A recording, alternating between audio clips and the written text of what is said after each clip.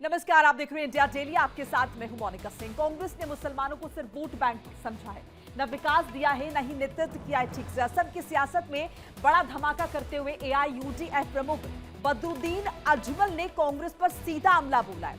असम की राजनीति में एक बार फिर से मुस्लिम वोट बैंक को लेकर घमासान तेज हो गया है। बदरुद्दीन अजमल ने कांग्रेस पर सबसे बड़ा आरोप लगाते हुए कहा, कांग्रेस ने मुसलमानों का इस्तेमाल सिर्फ वोटों के लिए किया है, लेकिन समुदाय के लिए जमीन पर कुछ नहीं किया, ग्राउंड लेवल पर कुछ नहीं किया। कांग्रेस सिर्फ चुनाव के वक्त मुसलमानों को याद करती है, वोट लेकर भूल जाती है। ना शिक्षा पर काम हुआ, न रोजगार पर काम हुआ, ना ही उनकी सुरक्षा को लेकर कुछ हुआ। तो ये सीधा हमला जो है वो एआईयूडीएफ चीफ ने कहीं ना कहीं कांग्रेस पार्टी पर बोला है। कांग्रेस के साथ गठबंधन पर भी रह चुके हैं, लेकिन यहां पर दावा किया है एआईयूडीएफ चीफ ने कि कांग्रेस ने मुसलमानों को सिर्फ ठगा है। 60 सालों तक मुसलमानों को धोखा दिया है, सिर्फ वोट बैंक की राजनीति रही है, विकास से कोई मतलब नहीं रहा कांग्रेस पार्टी को। मुस्लिम नेतृत्व को आगे नहीं बढ़ाया और जमीन पर कोई ठोस काम नहीं किया है मुसलमानों के लिए। अजमल का ये जो बयान है, ये ऐसे वक्त आया जब असम में विधानसभा चुनाव होने हैं और विधानसभा चुनाव को लेकर सियासत गर्माती जा रही है। एआईयूडीएफ लंबे वक्त से खुद को मुस्लिम हितों की असली आवाज बताती रही है और अब कांग्रेस को सीधे कटघरे में खड़ा कर दिया गया। अजमल का दावा है कि कांग्रेस ने दशकों तक मुस्लिम समुदाय को डर और असुरक्षा की राजनीति में उलझाए रखा, लेकिन शिक्षा, स्वास्थ्य और आर्थिक विकास पर कोई ठोस रोडमैप नहीं दिया है। राजनीतिक जानकारों की माने तो ये बयान सिर्फ आरोप नहीं, बल्कि मुस्लिम वोट बैंक पर सीधी दावेदारी की जंग है, लड़ाई है। एआईयूडीएफ चाहती है कि मुस्लिम मतदाता कांग्रेस से दूरी बनाए रखे और अपनी पार्टी को चुने, यानी कि एआईयूडीएफ को चुने। अब कांग्रेस पर हमलावर क्यों है एआईयूडीएफ, ये भी हम आपको बताएंगे। साथ साथ ये भी समझाएंगे कि आखिर ये धर्म की राजनीति है या फिर सत्ता की मजबूरी है, असल में है क्या। मुस्लिम वोट बैंक में सेंध का डर है या फिर सियासी जमीन खिसकने की आशंका है। सीधे हमले से ध्रुवीकरण की कोशिश की जा रही है। एआईयूडीएफ जो कि कांग्रेस के साथ गठबंधन में रह चुकी है और कहीं ना कहीं ये भी कहा है कि कांग्रेस के साथ जो है हम गठबंधन के लिए तैयार है, हालांकि कांग्रेस नहीं है। असम की सियासत में कैसे एआईयूडीएफ जो है वो सक्रिय हुई है, आपको विस्तार से बताएंगे। 2 अक्टूबर 2005 को एआईयूडीएफ का गठन हुआ और पहले ही चुनाव में जादू चला एआईयूडीएफ का। 2011 में और मजबूत हुई पार्टी और 2016 में इसकी सीट्स घट गई। ये बड़ी जानकारी जो है आपके साथ साझा करें एआईयूडीएफ को लेकर, जो कि कह रही है कि कहीं ना कहीं कांग्रेस पार्टी ने जमीनी स्तर पर कुछ नहीं कहा, कहीं ना कहीं जो है मुस्लिम वोट बैंक को आकर्षित करने की कोशिश यहां पर की जा रही है। अब सबसे बड़ा सवाल ये हो जाता है कि क्या बदरुद्दीन अजमल का हमला कांग्रेस के मुस्लिम आधार को और कमजोर करने वाला है, या फिर ये जो बयान है ये बीजेपी के लिए रास्ता और आसान बना देगा। असम की सियासत में मुस्लिम वोट बैंक पर नई लड़ाई छिड़ चुकी है। कांग्रेस कटघरे में है, एआईयूडीएफ आक्रामक मोड में है और फायदा इसका किसको होने वाला है ये तय करेंगे आने वाले इलेक्शन, चुनाव। सवाल यह है कि क्या मुस्लिम राजनीति में अब कांग्रेस का खेल खत्म हो रहा है। कांग्रेस वहां पर अच्छी खासी तादाद में, एआईयूडीएफ चीफ ने दावा भी कर दिया है कि अब तक जो है कांग्रेस ने मुस्लिम्स को ठगा। हालांकि देखिए, असम में नहीं, इससे पहले कई और राज्यों में भी इस बात का जिक्र हो चुका है कि कांग्रेस जो है सिर्फ मुस्लिम वोट बैंक की राजनीति करती है, अब्दुल दरे नहीं बिछाएगा, इस तरह की बातें जो है वो कई दफा हमने सुनी है। अब असम की राजनीति में यहाँ पर समझना होगा कि मुस्लिम वोट बैंक अच्छा खासा आधार रखते हैं, अच्छी खासी इनकी पॉपुलेशन है। यहाँ तक कि असम के मुख्यमंत्री हेमंत बिस्वा शर्मा ने तो ये भी कह दिया है कि आने वाले दिनों में मुस्लिम्स की जो पॉपुलेशन है वो कहीं ना कहीं यहाँ पर हिंदुओं के बराबर हो जाएगी अगर अभी ध्यान नहीं दिया गया। बहरहाल वो अलग स्टेटमेंट है। यहाँ पर जो है ये कहा जा रहा है कि कहीं ना कहीं कांग्रेस जो है मुस्लिम्स के लिए कुछ करती नहीं है, सिर्फ दिखावा करती है। मेरे साथ इसी पर चर्चा करने के लिए कुछ खास मेहमान जुड़ चुके हैं, करके मैं तारुफ करा दूं। मेरे साथ अविरल मलिक है जो कि नेता बीजेपी हैं, डॉक्टर शिवानंद है जो कि कांग्रेस नेता हैं, संदीप चौधरी हैं जो कि राजनीतिक विश्लेषक है। आप तीनों का बहुत बहुत स्वागत है। शिवानंद जी, पर्सन हो जी, नेता नहीं हूं मैं जी शिवानंद जी, ठीक है। डॉक्टर शिवानंद, किस तरीके से आप देख रहे हैं एआईयूडीएफ का यह दावा कि कांग्रेस सिर्फ मुस्लिम्स को ठग रही है और जमीनी स्तर पर कभी उसकी आवाज बुलंद नहीं की। हालांकि कोई नई बात नहीं, पहले भी इस तरह के दावे होते रहे। देखिए, मोनिका, गुड मॉर्निंग। पूरा पैनलिस्ट का नमस्कार। आवाज आ रहा है मेरा? जी बिल्कुल परफेक्टली आपकी आवाज आ रही है, बात रखिए प्लीज। जी। मोनिका जी, देखिए, कांग्रेस पार्टी, कांग्रेस बोले तो हिंदू, कांग्रेस बोले तो मुसलमान, कांग्रेस बोले तो सिख, कांग्रेस बोले तो आदिवासी, कांग्रेस बोले तो किसान, कांग्रेस बोले तो युवा युवती, कांग्रेस बोले तो पूरा युवा युवती के साथ आज भी खड़े हैं। दूसरी बात, हमारा नेता जननायक upcoming prime minister Rahul Gandhi ji Shri Ram Prabhu ji के दर्शन के लिए हम जा रहे हैं। पूरा देश के इंडिया से लोग अभी अयोध्या जा रहे हैं। अभी राम मंदिर पूरा होने का कुछ जानकारी ले रहे हैं, उसके बाद हम पूरा अयोध्या जा रहे हैं। दूसरी बात देखिए, ये अगर बीजेपी 11 साल से, जब से नरेंद्र मोदी जी हरी बाबा चालीसौर पार्टी आए, एक भी मुस्लिम मिनिस्टर नहीं है। ये लोगों ने 3000 करोड़ का बजट था, ये लोगों ने काट के 1000 करोड़ रुपए किया मुस्लिम बांधवों का। ये लोग हमेशा हिंदू मुस्लिम करना, मस्जिद के नीचे नहीं शिवलिंग लेकिन वो ढूंढना, तो मुस्लिम्स के भारत हिमायती भारत बन भी नहीं पाकिस्तान रहे। करना। यहाँ पर असम के चीफ मिनिस्टर तो ये भी कह रहे हैं, उन्होंने तो ये तक कह दिया था कि भाई हम भले ही मुसलमानों के लिए काम करें, लेकिन मुसलमान अपनी किडनी दे देंगे लेकिन मुझे वोट नहीं देंगे। तो वो तो दावा कर भी नहीं रहे। प्रश्न ये है कि कांग्रेस पार्टी तो ये दावा करती है कि वो सेक्युलर पार्टी है, मुस्लिम्स के लिए काम करती है, फिर उसके बाद ये क्यों कहा जा रहा है कि मुस्लिम्स को ठगा गया है? देखिए, बिस्वा हमारे साथ थे, गुजरात वॉशिंग मशीन में जाके सफाई हो गया, और उसका भी पूरी तरह से सफाई होके वो अभी जेल जाने का तैयारी हो गया है उनका। वो कितना भी करने दो, असम में कांग्रेस पार्टी नंबर 1 पे कांग्रेस का चीफ मिनिस्टर बनेगा। और हिंदू मुस्लिम सिख ईसाई सब हमारे साथ है। घुसपैठी के नाम पे ये लोगों ने एनआरसी करने जा रहे, गोर गरीब दलित पिछड़ों आदिवासी माइनॉरिटी के होटल लिस्ट से नाम कटवा रहे ये लोगों ने। आदरणीय देश के होम मिनिस्टर अमित शाह जी का ड्यूटी क्या है? घुसपैठ के नाम पे ये लोगों को डराना, धमकाना, जाति जाति में तेड़ निर्माण करना, यही इनका धंधा और बिजनेस हुआ है। मैं घोर निंदा करने चाहता हूँ। चलिए ठीक आदरणीय है। देश के पंतप्रधान नरेंद्र मोदी जी, जितना वक्फ बोर्ड का जमीन है, आज भी मुकेश अंबानी का एंटीलिना पैलेस अविरल मुस्लिम मलिक वक्फ जी, बोर्ड के। कांग्रेस पार्टी ने काम नहीं किया मुस्लिम्स के लिए, असम में ऐसा कहा जा रहा है।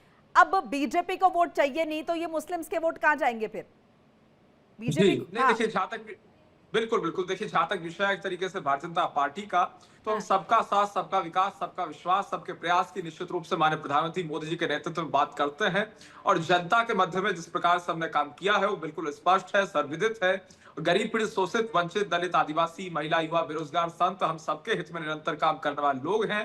अगर केंद्र सरकार योजना चलाती है, जनधन योजना चलाती है, उसका लाभ हिंदू को भी होता है, मुसलमान को भी होता है। अगर शौचालय निर्माण कराया जाता है उसका लाभ हिंदू को भी होता है और मुसलमान को भी होता है। जितनी भी जन कल्याणकारी योजनाएं केंद्र सरकार की हैं, राज्य सरकारों की हैं, उसका सबको equally as per the constitution of लेकिन इंडिया अविरल जी, मतलब लाभ विश्वा मिलता। शर्मा जिस तरह के स्टेटमेंट देते हैं उसके बाद आपको लगता है कि मुस्लिम्स वोट देंगे बीजेपी को असम में? नहीं देखिए, हेमंत बिस्व शर्मा जी सर्वप्रिय नेता हैं, मुसलमानों के भी प्रिय नेता हैं, इसमें किसी रूप में दो राय नहीं है। और जहां तक विषय स्टेटमेंट्स का, वो किसी प्रकार से मुसलमानों को ये नहीं चाहते हैं कि मुसलमान अपने जैसे पुराने स्टाइल में लगे हुए थे, रह रहे थे, उसी प्रकार से रहे। मुसलमानों को चाहते हैं कि आगे बढ़े, शिक्षित हों, वो गरीब ना रहें। और गरीबी में धकेलने का काम जिस प्रकार से कांग्रेस पार्टी ने उन्हें किया, 60 साल कांग्रेस की सरकार रही, वो सबने देखा है। और सबका साथ सबके विकास की अगर हम बात करते हैं तो इसी आधार पर करते हैं कि हर वर्ग का हम विकास कर रहे हैं। विश्वगुरु भारत की हम बात करते हैं, एक भारत और श्रेष्ठ भारत की बात करते हैं, रोजगार की बात करते हैं, जो एम्प्लॉयमेंट जनरेशन की बात हमारे द्वारा की जाती है। संदीप चौधरी जी, एआईयूडीएफ का ये दावा, अब इस दावे का क्या असर आप इलेक्शंस में देख रहे हैं? क्या इससे कांग्रेस को नुकसान होगा? क्या इससे बीजेपी को फायदा होगा? वोट बटेंगे, वोट कटेंगे, कैसे देख रहे हैं पूरी सिचुएशन को आप? देखिए मोनिका जी, मैं ऐसे देखता हूँ, जो भारतीय जनता पार्टी है, भारतीय जनता पार्टी तो मुस्लिम वोट को अपना मानकर चलती ही नहीं है। हालांकि राजनीति में ये कहना पड़ता है कि भाई हमें जिनका वोट नहीं मिल रहा उनका भी हमें वोट मिलता है, लेकिन कांग्रेस के साथ मुस्लिम वोट बैंक है और बदरुद्दीन को इस चीज की चिंता है कि अगर ये वोट बैंक कांग्रेस के साथ जाता है तो कहीं ऐसा ना हो कि कांग्रेस वर्सेस बीजेपी हो जाए और जो ऐसे हमारे जैसे लोग हैं वो साइड हो जाएं। तो चाहे बदरुद्दीन हो, चाहे ओवैसी साहब हो, ये कई लोग हैं जो ऐसी पार्टियों पर अटैक करेंगे जैसी कांग्रेस पार्टी है, जो कि कांग्रेस के साथ बड़ा मुस्लिम वोट बैंक है। और मुस्लिम ये भी समझता है कि कांग्रेस एक राष्ट्रीय पार्टी है, कांग्रेस केंद्र में भी आ सकती है, स्टेट में भी आ सकती है। तो बदरुद्दीन कहीं ना कहीं अपनी जमीन को मजबूत करने के लिए, जैसे आसाम की बात करेंगे तो बदरुद्दीन मिल जाएगा, अगर आप बंगाल की बात करेंगे तो वहाँ हुमायूं कबीर मिल जाएगा। ऐसे लोग आपको हर स्टेट के अंदर मिलेंगे जो अपनी पकड़ बनाने के लिए, अपनी जमीन मजबूत करने के लिए, उनको जो भी प्रतिद्वंदी लगता है उसके ऊपर वो आक्रमण करते हैं। ठीक है, जैसे कि आपने जिक्र किया है संदीप जी ने, अविरल मलिक जी, प्रतिद्वंदी कांग्रेस पार्टी लग रही है, यानी कि बीजेपी कहीं बीच में है नहीं, लाई नहीं करती, स्टैंड नहीं करती। नहीं, देखिए इस चीज की तो मुझे खबर नहीं है। मुझे तो इतनी केवल खबर है कि भारतीय जनता पार्टी की असम प्रदेश में सरकार है, पुनः भारतीय जनता पार्टी की सरकार असम में आ रही है और जनता वोट दे रही इसलिए आ रही है। अगर सत्ताधारी पार्टी किसी रेस में नहीं है तो एक अलग विषय हो सकता है, लेकिन हमारी पार्टी सत्ता में है असम प्रदेश में और केंद्र में भी सत्ता में है, ये बिल्कुल स्पष्ट है। और जहां तक विषय एक तरीके से डेवलपमेंट करने का, विकास करने का, रोजगार प्रदान करने का, गरीब की चिंता एक तरीके से करने का, तो निश्चित रूप से हम डंके की चोट पे करते रहे हैं और भविष्य में भी करते रहेंगे। असम प्रदेश की सरकार जिस तरीके से मुसलमानों के हित में काम कर रही है वो सबको दिख रहा है स्पष्ट तरीके से। और जहां तक हिंदू के पक्ष का, मुसलमान के पक्ष का विषय है, ये रिलीजन के आधार पर आखिर क्यों देखा जाता है? ये जो लोग देख रहे हैं ये पूर्ण रूप से गलत है। हम अविरल व्यक्ति जी, को, एक नागरिक को नागरिक के रूप में बाकायदा उन्होंने कहा है, हेमंत बिस्वा शर्मा ने भी इस बात का जिक्र किया है कि भाई जो असम की जनता है वो आइडियोलॉजी के हिसाब से ही वोट देती है। काम तो सरकार कर रही है, ठीक है, जाहिर है, ये ऐसा नहीं होगा कि हिंदुओं को स्कीम का फायदा हो, मुस्लिम्स को ना, ये सब नहीं है, लेकिन एक आइडियोलॉजी है जो काम करती है। जी नहीं, देखिए माननीय प्रधानमंत्री मोदी जी के नेतृत्व में, नितिन नवीन जी की अध्यक्षता में, राष्ट्रीय महामंत्री संगठन बी एल संतोष जी के मार्गदर्शन में और वहां असम प्रदेश के माननीय मुख्यमंत्री जी के नेतृत्व में असम प्रदेश का चुनाव निश्चित रूप से ठीक है, भारतीय जनता पार्टी जीतेगी। सबका साथ सबका विकास होगा। ठीक है। डॉक्टर शिवानंद, चलिए भाई, बीजेपी सत्ता में वो काम कर रही है, लेकिन आप तो अभी सत्ता में है नहीं, अभी आप काम भी नहीं कर रहे हैं और साथ साथ आपकी जो पूर्व की सहयोगी पार्टी है उसका ये कहना है कि आपने अतीत में जब मौका मिला है आपको तब भी आपने मुसलमानों के लिए कुछ किया नहीं है। अब इसका कितना प्रभाव पड़ेगा?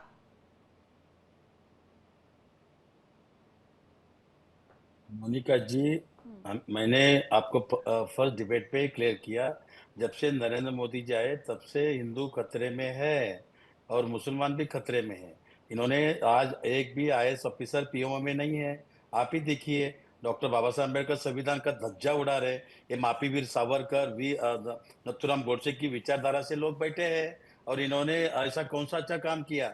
नरेंद्र मोदी 10 लाख का सूट पहनना, आज पाकिस्तान जाना है, बिरयानी डॉक्टर शिवानंद, खाना है, फिर भी अमेरिका से मेजरली रिश्ता खराब कर सारी दिया। स्टेट्स में बीजेपी की गवर्नमेंट है, इतना सब होने के बाद भी अगर आपको लग रहा है कि लोकतंत्र के साथ खिलवाड़ हो रहा है, संविधान के साथ खिलवाड़ हो रहा है। हाँ मोनिका जी, सीबीआई, ईडी, इनकम टैक्स, चुनाव आयोग, ज्ञानेश कुमार गुप्ता, संधू और जोशी जी, ये तीन बंदर बैठे हैं।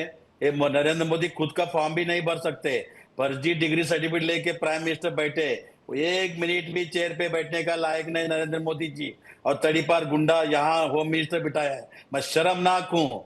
देखिए, आप भी एक महिला हो, एक रिस्पेक्टेड एंकर हो मोनिका जी, पूरा दुनिया का आपको पता है नेशनल में क्या चल रहा है, इंडिया कौन सा देश कितना नीचे नीचे गए, कितना झेलना है। अमेरिका आज भी सीज फायर बोल रहे हैं। आज भी देखिए, इन्होंने सोफिया कुरैशी जाके पाकिस्तान में 1:16 में अटैक किया, सोमिका सिंह और सोफिया कुरैशी। इनका ही मध्य प्रदेश की कैबिनेट मंत्री विजय शाह बोलते हैं कि ये पाकिस्तान की बेटी है। शर्म आना चाहिए। 26 माताओं के नाम पे ये लोग हमेशा राजनीति खेला है। नरेंद्र मोदी बिहार में भी राजनीति खेला है। बहुत सारे मसलों की बात ना करें तो अच्छा है, क्योंकि मध्य प्रदेश में हमने कांग्रेस के एक प्रतिनिधि का स्टेटमेंट भी महिलाओं के प्रति सुना है, तो let's not talk about it. अभी हम असम की ही बात करते हैं। संदीप चौधरी जी, आपके हिसाब से कांग्रेस पार्टी का कहना कि बीजेपी कोई काम नहीं कर रही है, तो क्या मौजूदा स्थिति आपको नजर आ रही है एआईयूडीएफ क्या वाकई में ज्यादा चांसेस? क्योंकि लास्ट टाइम हमने देखा कि एआईयूडीएफ जो पिछड़ती नजर आ रही है, अपनी सीट्स बहुत ज्यादा उन्होंने लूज की है, तो अभी क्या उनका प्रभाव बढ़ेगा या फिर बीजेपी को इसका फायदा मिलेगा?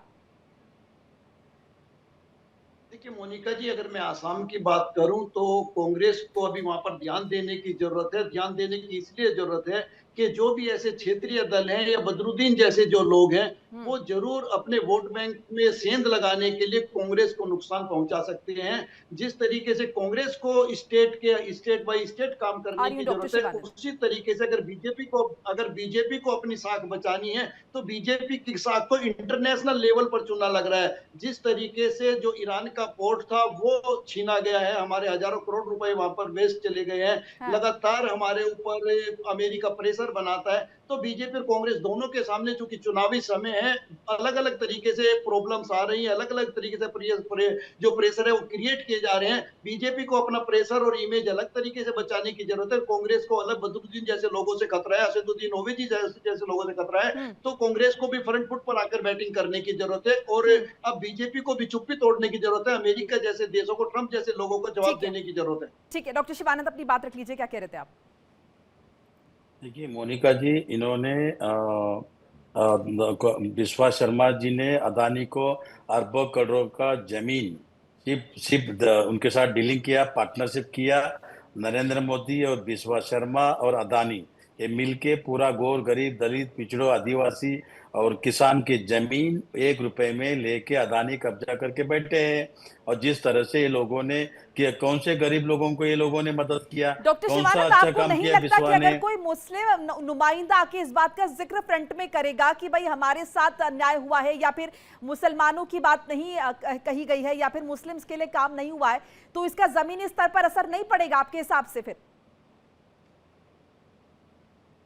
मोनिका जी, कांग्रेस पार्टी हमेशा टिकट में 22% मुस्लिम माइनॉरिटी को हम टिकट दिया है, बीजेपी एक भी नहीं देता है। इनका ही देखिए नकवी जी कहाँ है, इनका ये बिहार का जो शाहबुद्दीन चैनल पे भी आना बंद हो गया, उनका गायब है उसको।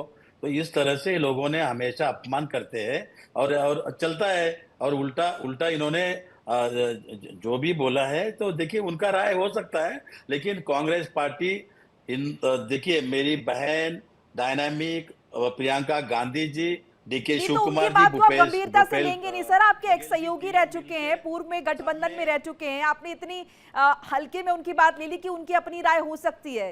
ये सिर्फ उनकी राय होगी, आपको नहीं लगता इसका कोई इम्पैक्ट होगा? अगर वो जमीन पर उतर कर ये बात कर रहे हैं, पब्लिक फ्रंट पे ये बात कर रहे हैं, अब जाहिर है उनका अपना वोट बैंक भी है। मोनिका जी, उनके साथ हमारा बातचीत हो गया है, वो हाँ, ऐसे बोलने के लिए हमने बोल दिया है। वो चलेगा, नेशनल चैनल पे ये सब चलता है। हाँ। और हमारी जो स्ट्रैटेजी है, गठबंधन हम कर रहे हैं आप चैनल पे एआईयूडीएफ के साथ जैसे पहले किया था?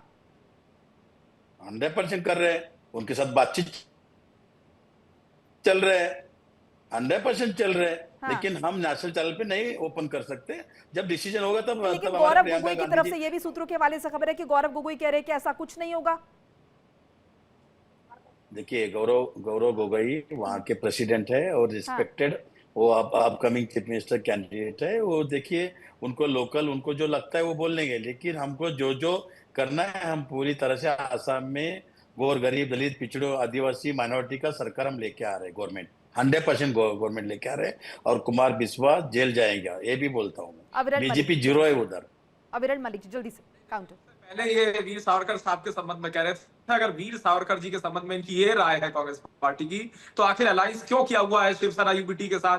संजय राउत जी और उद्धव ठाकरे जी तो कहते हैं कि वीर सावरकर जी उनके लोगों ने आदर्श हैं, पार्टी प्रेरणा की स्रोत हैं, आप लोगों ने उनके पब्लिक मार्गदर्शक में हैं, लेकिन आप बावजूद लोगों इसके ने अलायंस रखा हुआ है, वो एक उड़ाया। अलग विषय हो सकता है। ऐसा नहीं विचारधारा शिवानंद से जी, क्या आप बात अपने करना है? समय में बोले, मुझे आपसे आपत्ति नहीं है, आप बोले, आपकी अपनी राय हो सकती है लोकतंत्र में, लेकिन हमारी जो राय है केवल हम उसे व्यक्त करते हैं, बाकी जनता तय करेगी। और इस देश की जनता जिस तरीके से वोट के माध्यम से भारतीय जनता पार्टी को विजयी बनाने का अभूतपूर्व तरीके से काम कर रही है, तो मैं समझता हूं निश्चित रूप से हमने विकास किया है। अगर आप कह रहे हैं कि विकास नहीं किया है या जनता सेटिस्फाइड नहीं है, तो भारतीय जनता पार्टी नहीं जीत रही होती। और जनता की वोट का अपमान एक प्रकार से चलिए सरासर है ठीक है, इस बात को कहना कि ठीक है। बीजेपी ने डॉक्टर कुछ शिवानंद, नहीं एक बात मुझे आपकी यहाँ पे थोड़ी सी अलग लगी, क्योंकि आपने इस बात का जिक्र किया कि भाई हमारी उनके साथ गठबंधन को लेकर बातचीत चल रही है, जबकि गौरव गोगोई कुछ और बात कर रहे हैं। तो क्या राष्ट्रीय स्तर पे जो नेता है वो प्रादेशिक स्तर पे जो नेता है, उन अथॉरिटी है, उनकी बात को दरकिनार कर देते या फिर कंसिडर नहीं करते?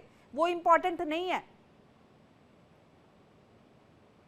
देखिए मोनिका जी, जो भी डिसीजन मेकर है Priyanka Gandhi ji, DK Shiv Kumar ji deputy chief minister Karnataka और ex chief minister Baghel ji, Bhupesh Baghel ji, ये तीनों मिलके डिसीजन ले लेंगे। उसमें गौरव गोगोई भी है और कुछ बहुत कुछ लीडर लोग हैं और हम 100% जीतने जा रहे हैं। गोर गरीब दलित पिछड़ों माइनॉरिटी की गवर्नमेंट बनने तय है। भ्रष्टाचार सरकार हटा के हम गरीबों को मसीहा हम उधर खड़ा कर रहे हैं चलिए ठीक है, और संदीप जी इस पे आसाम एक कमेंट आपका। डेवलपमेंट होगा, आसाम ठीक है संदीप जी, नंबर 1 कमेंट इस पे। ग्रोथ होगा।